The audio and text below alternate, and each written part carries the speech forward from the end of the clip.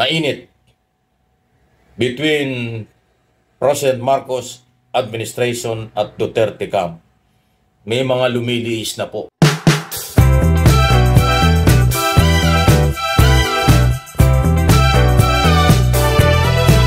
Napapansin ba ninyo mga kaibigan na may mga, pwede ba sabihin natin bahagyang pagbabago? May nagbabago? Nawawala ang prinsipyo? O paano nga ba? Ang tinutukoy ko po ay ang galawan ng politika, galawan ng mga vloggers, galawan ng mga totoo o hindi na sumusuporta sa pamahalaan. Palawak, ano? Mga politiko, expected natin na madali yung magbalingbing, magsipsipan. Kasi ang mga interest nila ang priority dyan. Paano makinabang sila, paano makinabang ang kailang mamamayan, paano ang kailang distrito, paano ang kailang paniniwalang pampolitika. Normal lang yon. Pero pagka po ang nagbabago ay ang mga suporta dahil sa nasira, nawawala ang prinsipyo, ay iba yon. Kaya po ito ay napansin at naging topic ko na rin ngayon. Dahil kung yung mapapansin din po, mula nung kaputukin ng istorya ng impeachment at na-impeach na nga po si Sara Duterte, Vice President, dyan sa Kongreso. Parang from day one, halata mo kung sino yung pabor o hindi. Anong organization ang pwedeng pumapabor o hindi. At sino mga vlogger na sabihin na rin natin ang pumapabor o hindi sa trial or impeachment. Okay? Ngayon po, hindi na maitago. Halatang halata mo na po na yung iba dyan, talagang ayaw sa impeachment kay Sara Duterte. At matindi na rin ang mga pitik, batikos sa ating gobyerno. O yan ho tayo magiging, yan po kayo mag-ingat. Maraming mapagkunwari nakakampi o kumakampi. Diyan ang delikado. Pero kayo po ng mga followers ko, supporters, viewers, subscribers, tandaan nyo sinasabi ko. Sa ilalim po ng Marcos administration, hindi ako magbabago. Tutulungan ko ang ating pamahalaan, tutulungan ko ang ating administrasyon. Kasi respeto ko ito sa naghalal sa ating Pangulo. At yun namang ginagawa ng ating Pangulo ay hindi naman po lumihis sa paniniwala ng Marcos loyalists, Marcos supporters at silent majority na gawin ang lahat. Hindi namumulitika.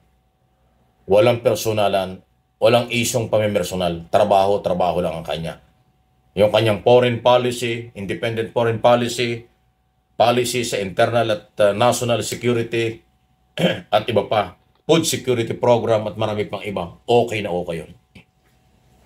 Pero dito po sa mainit between President Marcos administration at Duterte camp, may mga lumilihis na po. Ayaw ko ng pangalanan. Napansin niyo? Kahit mga vlogger, bumabatikos ng matindi kay Pangulong Marcos at kanyang mga kaalyado. Karapatan naman nila yon. Pero bakit ganon? Dati kakampi. Dati pinagtatanggol niya ang gobyerno. Ako, sinusuportan ko ang ating Pangulo dahil from day one ako sumuporta dyan. Hanggang ngayon. Okay? Pero siyempre, pagka meron siyang mga tauhan na mali ang ginagawa, hindi ko naman pwedeng suportahan yung mga tao niya. Sasabihin ko yung mali. Kasi nakakasira sa ating Pangulo kapag merong isang cabinet secretary o government official na pasaway, kulang ang performance, walang ginagawa, nakakasira yan sa ating Pangulo. Hindi ko po pagtatakpan yun. Hindi ako katulad ng iba. Dahil sila yung maka-administrasyon kay Pangulong Marcos, lahat na lang ginagawa ang kapalpakan ng mga tao ni Pangulong Marcos, baliwala sa kanila. Ako hindi ko. Hindi ko po palalampasin yun. Dahil ako'y naniniwala ang pagmamalasakit sa isang tao, pagmamalasakit sa Pangulo, pagmamalasakit sa ating bansa, sa mga Pilipino, dapat sabihin natin ang totoo. Kaya pag mayroong palpak na government official under President Marcos, hindi natin palalampasin yun. Okay? Yan po ang prinsipyo ng inyong lingkod. Okay, mayroong nagsasabing balimbing ang politiko, balimbing ang media, balimbing ang social media. Well, interpretation lang nila yun, pero mali. Katulad ko, hindi nila pwedeng sabihin sa akin yon. O kung sinasabi nila yon sa akin, wala naman silang basihan. Ang sinasabi ng, oh Mike, Abe, dati ikaw ay Maka-Duterte. Totoo yun, kasi yun ang gobyerno nung nakaraang taon, 6 na taon eh. Hindi ko talaga siya kinontra dahil siya ang presidente noon eh. Nirespeto ko ang bumoto sa kanya. Kaya lang style, iba yung style ng kanyang, yung kanyang leadership. Nagmumura. May mga human rights violation kung ano. Tiniis natin ang 6 na taon. At syempre, tapos na yung kanyang term. May mga complainant na biktima ng human rights violation. May mga complainant na mga politikong naharas. At kung ano pa. Eh bakit ko naman ipagtatanggol yun? Wala na akong business sa kanya. Wala na akong pakaalam sa ganun. Tinulungan natin siya nung siya ay Pangulo, bilang Pangulo. Pero, kung pagkatapos naman ng kanyang term, wala rin siyang gagawin kung hindi siraan ang ating kasalukuyang gobyerno, eh bakit mo naman sasamahan yun? Pero, kung si Duterte noon, pagkatapos ng kanyang term ay sumuporta kay Pangulong Marcos, sinuportahan niya ang mga programa at ginagawa ng ating Pangulo, hindi natin iiwanan yan. Dahil ang kailangan natin ay pagkakaisa para sa kaunlaran ng bansa. Hindi naman niya ginawa yan eh. Puro personal ang batikos, kung ano-ano mga paliwanag ang kanya sinasabi sa media, social media, mga speeches niya kung saan-saan, puro batikos ng personal. Wala naman hong ebidensya. Paano mo sasamahan yun? Pagmumura. Paano ka sasama? Hindi tayo robot para susian. Hindi po. Pero sumama ako kay Duterte noon nang wala naman pong kapalit yun. Hindi ako sumama sa kanyang gobyerno. Hindi ako nagpa-appoint at hindi ako kumuha ng kahit anong posisyon sa kanya. At kahit sa kasalukuyang gobyerno, wala akong posisyon sa pamahalaan ngayon. Kaya ako, kung tumulong ako kay Duterte noon, trabaho ko lang dahil nirespeto ko siya dahil bilang Pangulo noon.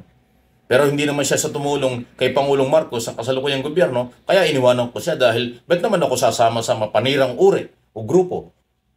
Dahil meron silang personal at political interest. Hindi talaga pwede. So ngayon, nandito ako sa tumutulong sa gobyerno, walang kapalit ito kahit singkunduling, kahit ano. Wala akong posisyon, kahit anong posisyon sa gobyerno. Ako talent lang dyan sa PTV4, Radyo Pilipinas at IBC13. Kaya hindi nyo ko pwedeng masasilipan. Talent lang ako dyan dahil kinuha nila ako at ako naman ay broadcast journalist, natural, trabaho ko yun.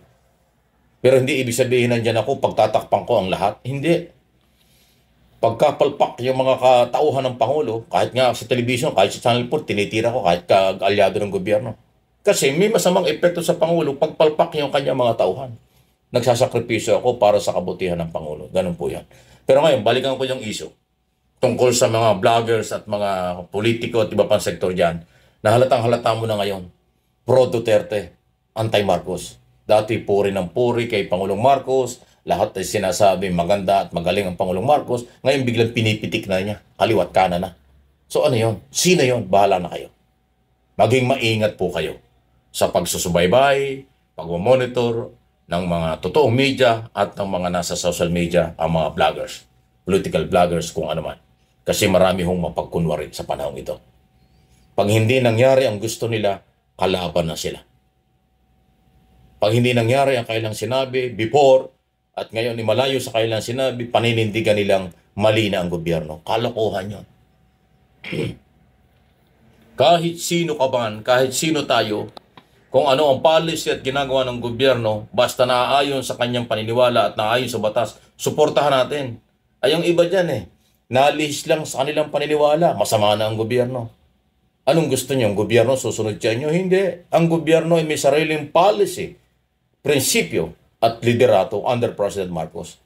Kung ano sa tingin niya ay maganda at mabuti, under the law, rule of law, at mabuti para sa mamamayang Pilipino, yun. Kaya nga sinusuportahan ko, may prinsipyo. Hindi nagmumura, hindi na may personal, medyo late lang ang kanyang mga pagdepensa sa sarili. Mabuti ngayon, merong Undersecretary Castro na tagapagtanggol niya. Yun ang the best move ng ating Pangulo at iba pa.